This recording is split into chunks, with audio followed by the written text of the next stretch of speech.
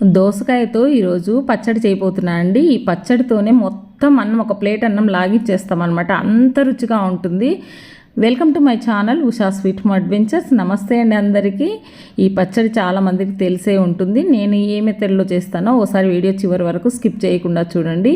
ఇది అన్నంలోకే కాదండి, జొన్న రొట్టెల్లోకి చపాతీల్లోకి కూడా అద్భుతంగా ఉంటుంది.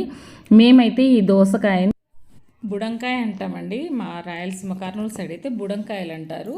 ఈ పసుపు కలర్ దోసకాయలు చట్నీగా పప్పుగా చాలా రకాలుగా చేస్తారు. నేనైతే చట్నీ చేయబోతున్నాను, అదే పచ్చడి అండి.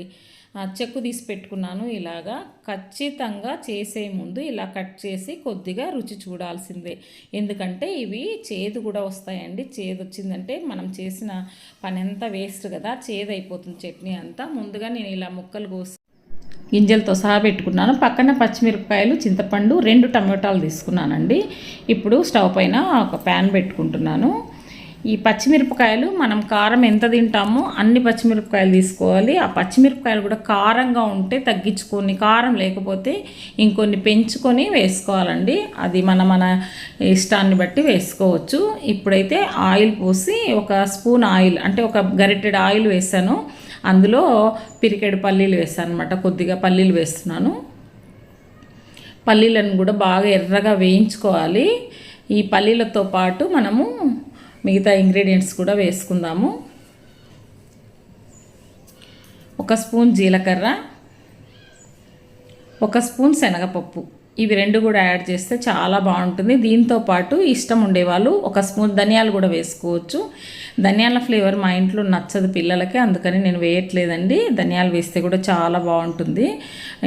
డైజెషన్ కూడా చాలా మంచిది కదా. చట్నీలలో ధనియాలు కూడా చాలామంది వాడతారు. ఇష్టం ఉన్న వాళ్ళు ధనియాలు కూడా యాడ్ చేసుకోవచ్చు. వీటిని మాత్రం బాగా దోరగా వేయించుకోవాలి. ఈ రోటి చట్నీలు ఆరోగ్యానికి చాలా మంచివండి. కంపల్సరీ రోజు ఒక రోటి చట్నీ లేనిది తినని వాళ్ళు చాలామంది ఉంటారు.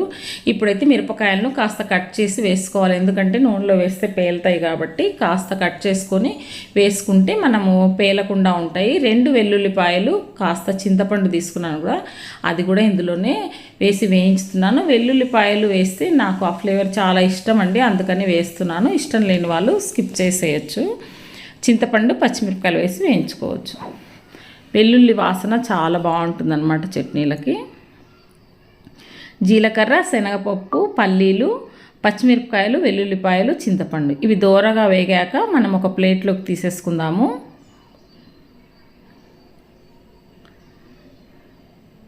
ఇలా తీసుకున్నాక అదే ప్యాన్లో నూనె ఆల్రెడీ దీంట్లో నేను తీసానండి. ప్లేట్లో దీని నుంచి నూనె తీసాను. నూనె సరిపోతుంది. ఆ నూనెలోనే టమాటో ముక్కలు కట్ చేసి 2 టమాటోలు కట్ చేసి పెట్టుకున్నాను, అవి ఇందులో వేసాను. ఒకవేళ ఆయిల్ కావాలనుకుంటే మీరు ఇంకాస్త ఆయిల్ వేసుకొని కూడా వేయించుకోవచ్చు.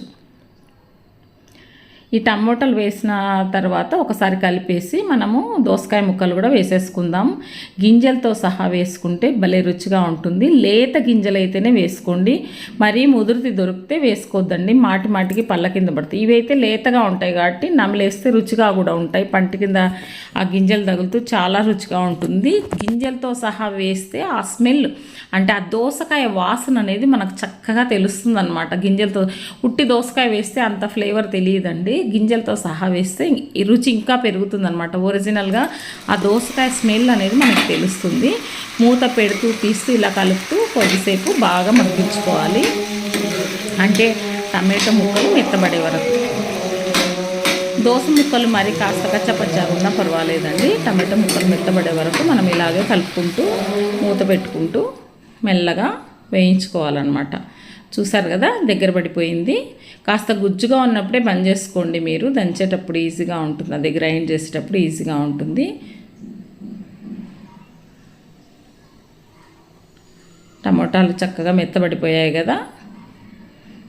ఈ టైంలో ఉప్పు ఇక్కడైనా వేసుకోవచ్చు, లేదంటే మనము గ్రైండ్ చేసేటప్పుడైనా వేసుకోవచ్చండి. ఇందులోనే మనం కొత్తిమీర, పచ్చి కరివేపాకు ఉంటే యాడ్ చేయండి. ఇది కూడా చాలా మంచిది. రుచితో పాటు మనకు ఆరోగ్యానికి చాలా మంచిది. చట్నీలలో కొత్తిమీర, పచ్చిమిరపకాయలు, ఈ కరివేపాకు అన్నీ కలిసి బాగా మంచిగా రుచిగా ఉంటుంది. పిల్లలకు కూడా అన్నీ కలిపి పెట్టినట్లు ఉంటుంది అన్నమాట.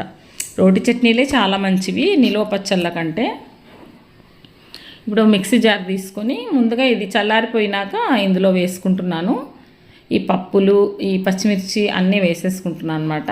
చింతపండు పక్కన పెట్టుకొని మళ్ళీ వేసుకుందాము.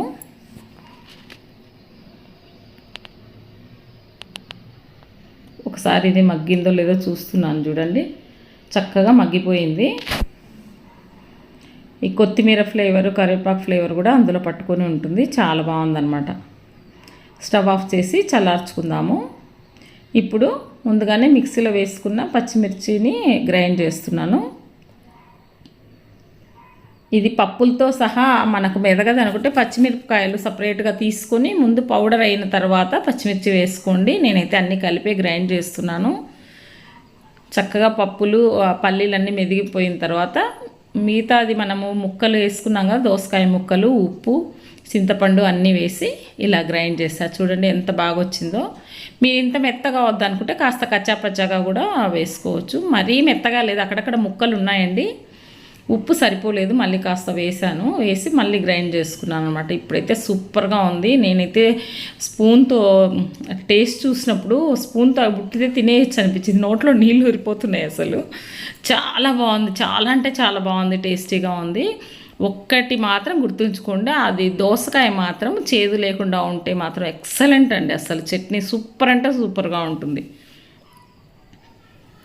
ఇప్పుడు తాలింపుకి మామూలుగా జీలకర్ర, ఆవాలు, ఎండుమిర్చి వేసి మామూలు పోపే పెట్టానండి. మీకు ఇష్టం ఉంటే వెల్లుల్లిపాయలు కూడా కానీ యాడ్ చేసుకోవచ్చు, ఉల్లిపాయలైనా యాడ్ చేసుకోవచ్చు. నేనైతే పచ్చి ఉల్లిపాయలు తినే ముందు వేసుకుందామని సపరేట్ కట్ చేసి పెట్టుకున్నాను. మీరు పచ్చి ఉల్లిపాయలు కూడా చట్నీతో పాటు కలిపేసుకోవచ్చు. తినేటప్పుడు ఉల్లిపాయ చూడండి అక్కడక్కడ ముక్కలు ఉన్నాయి, పూర్తిగా మెత్తగా ఏమీ అయ్యలేదన్నమాట.